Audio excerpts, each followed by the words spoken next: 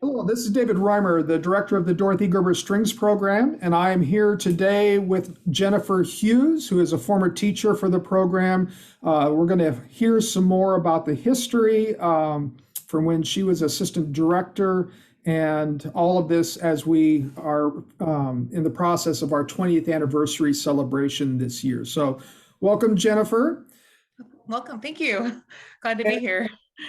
Yeah, and so why don't you tell us about what you were doing prior to being hired by the Dorothy Gerber Strings Program and Crooked Tree Arts Center, and how it came about that you accepted that position and started work here. Sure. Yeah, I graduated with my undergrad from Eastern Michigan University with my degree in music education. I actually was teaching in Fort Dodge, Iowa. I taught there for 3 years before I accepted the position at Crooked Tree. So actually kind of a fun thing was that my boss at the time, she grew up in Fort Dodge, Iowa, so it was kind of a small world moment. So yeah, but it was that was kind of the lead into it. And a lot of what I did in Fort Dodge, I worked with a lot of outreach programs and I taught in a lot of schools there. So it felt very natural stepping into the position because I had already been doing a lot of that type of work already. Right. Why don't you tell us some of your highlights of your time as a teacher with the program? I believe it was 7 years or something in that area. Yeah, so I taught with the program for 7 years. I mean, I had a lot of great times with the program. I mean, from teaching the private students and the students I worked with more one-on-one and in the classroom. I just had a lot of great time with them. I loved going through the beginner classes, a lot of fun energy, and just watching them grow over the years and still seeing them in the community, still contributing and being involved. It's been a fun ride. I really enjoyed every part of the program with working with the kids, and the concerts were always a blast. So yeah. Is there any particular concert memory you have, a certain place, a certain piece, or anything like that? For some reason, and it just sticks out with me because I pulled out Orpheus in the Underworld for we call it the concert orchestra group, the middle-aged students.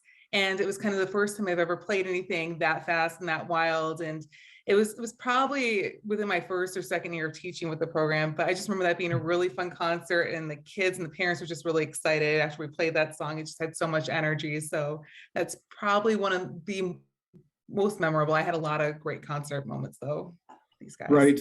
So it Right. that was one of the ones that stuck out. Right. As a local business person and now as a mom, kind of looking through that perspective, how do you see it as being valuable and important for the Gerber program to be in this community serving students? Well, I think it's enormous. It's a very big deal. Growing up, I don't realize how privileged I was growing up in El Paso. Orchestra was a normal thing. Fifth grade, all the kids, they had an orchestra class. After that, you could do orchestra or band. So music was a big deal in El Paso, Texas. When I moved to Michigan and realized, hey, there's not orchestra in the schools, it became very scarce. And I lived downstate with my mom in high school. And my dad as well, but we'd have to drive and travel for me to get lessons. Like I had to take an hour drive to go do a violin lesson in Ann Arbor. I'd have to go to Dearborn to do a orchestra rehearsal. So it became a very big commitment of travel to get to these, to have it in a community as small as this and be able to have it close by for these parents to have a chance to have their kids be involved in this. It's a big deal.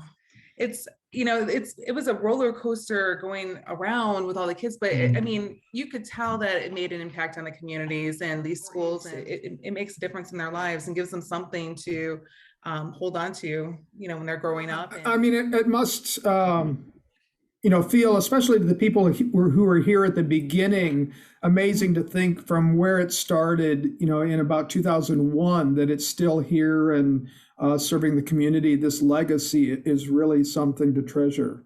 Oh, absolutely. I mean, obviously it shows the importance of having music in the schools. There is a need, it is important. So it's a big deal for it to be here for 20 years and have that support. Right. Well, why don't you tell us, how is music a part of your life now? Your career has taken you a different direction, but how do you still keep that musical itch scratched, so to speak? I, I still play. It's more on my time when I can between Mhm. my child in work. And he's interested, he wants to be involved, take my bow from me. So right now it's, I try to get him more involved with doing basic music. So he loves luckily my 2-year-old loves music. So we're either dancing to it, I'm pulling out little beginning instruments for 2-year-olds, and we're playing the xylophone, singing. So it is still part of my life. I can't wait for him to get a little older so I can start getting him into some Suki programs, and then, kind of get back into my groove a little more. So I do miss having it more involved in my life, but I know it'll come back at some point.